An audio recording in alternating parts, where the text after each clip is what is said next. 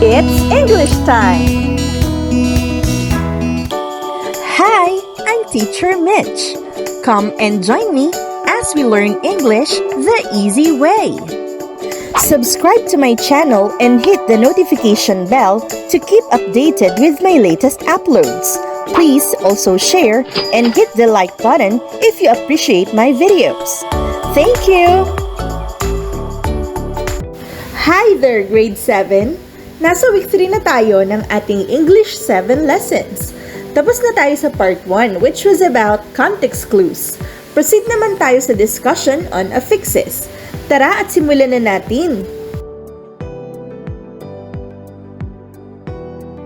This lesson is still under this learning competency. Analyze the maxims, universal truths, and philosophies presented in the literary text as a means of valuing other people and their various circumstances in life. Let's begin our discussion by defining affixes. Affixes are small word particles, usually only a few letters, added to a root word to change its meaning or grammatical properties. What is a root word then? A root word is the most basic part of a word that carries the main meaning. It can stand alone or have affixes added to it to create new words. For example, the words happiness, happily, and unhappy came from the root word happy. Before we proceed further, let's answer this question first. Why do we need to learn about affixes when our focus is poetry? The answer is, it's because in poetry, affixes help uncover the meanings of words. For example, friend, a noun meaning someone attached to another by affection or esteem, can become an adverb when affixed with "ly" as in friendly, meaning showing kindly interest and goodwill. When affixed with "un", the word becomes unfriendly, meaning unfavorable or unsympathetic. Going back, affixes are classified into 4 main types based on their position relative to the root word. Number 1. Prefixes. These are affixes added to the beginning of a root word.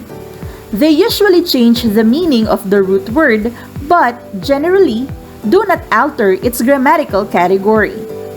Here are some common prefixes along with their meanings and examples. Un, which means not or opposite of. Example is unhappy, which means not happy. Re, meaning again or back, as in redo, which means do again. Pre, meaning before, as in preview, which means view before.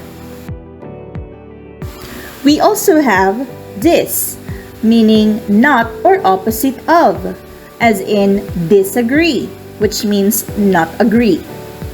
Miss, which means wrong or badly, as in misunderstand, meaning understand wrongly. In, which means not. Example, incomplete, which means not complete. Another is im, which means not. It is used before words starting with M or P, as in impossible or not possible. Non, which means not. Example, non-stop, which means without stopping.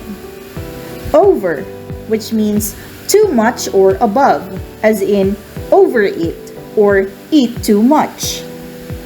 Under, which means not enough or below, as in underestimate or estimate too low. Next is suffixes. These are affixes added to the end of a root word. They often change the grammatical category or tense of the root word, such as turning a noun into an adjective or verb. Here are some other changes that happen to a root word when we use suffixes. When you add ed to work, it turns into past form worked. When you add es to fox, as in foxes, it becomes plural. When you add apostrophe s to a proper noun, it shows possession. When you put selves to the personal pronoun them, it turns into a reflexive pronoun. When you add er or est to a word like in this example, fast, faster, fastest, it shows the comparative and superlative forms. And when you add er to a noun, for example, swim to swimmer, the action word becomes a noun. In addition, here are some other common suffixes, their meanings and examples. Full, meaning full of, as in hopeful or full of hope. Less, which means without, as in fearless or without fear. Ness, which means state or quality, as in happiness or the state of being happy. Ly, which means in a certain way, often turns adjectives into adverbs. Example, quickly or in a quick manner. Meant, which means action or process. Example, improvement or the process of improving. We also have shun, which means the act or state of, as in celebration or the act of celebrating, and also decision or the act of deciding.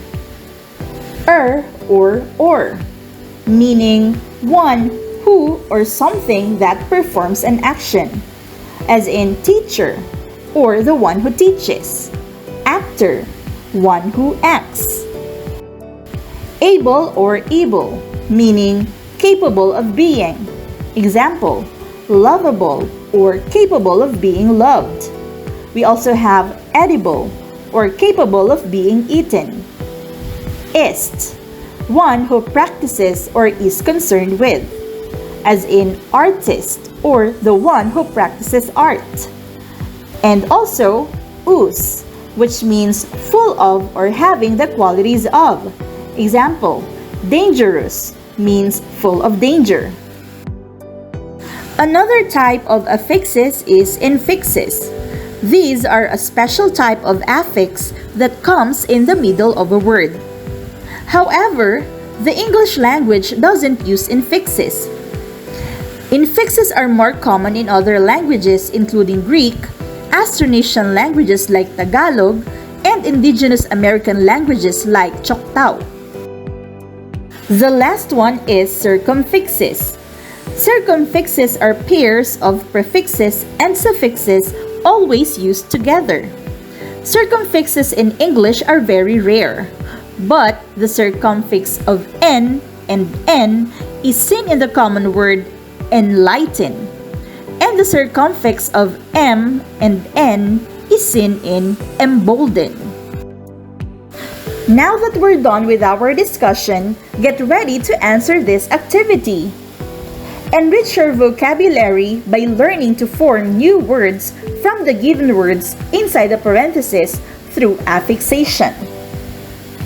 Number 1. Man has utilized everything that God made and improved himself to be worthy of all things on earth. His blank must be very proud of him. Answer is Creator.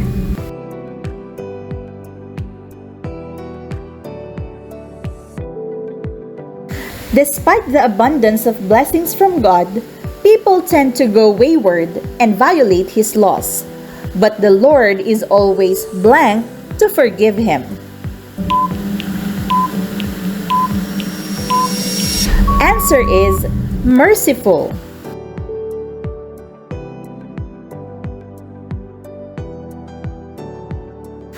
Fighting for one's nation and remaining faithful to God is an blank characteristic.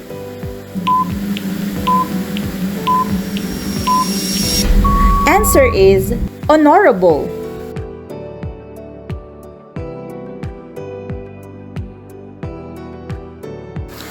A blank is what one becomes when he exudes loyalty and trustworthiness. Answer is respectable.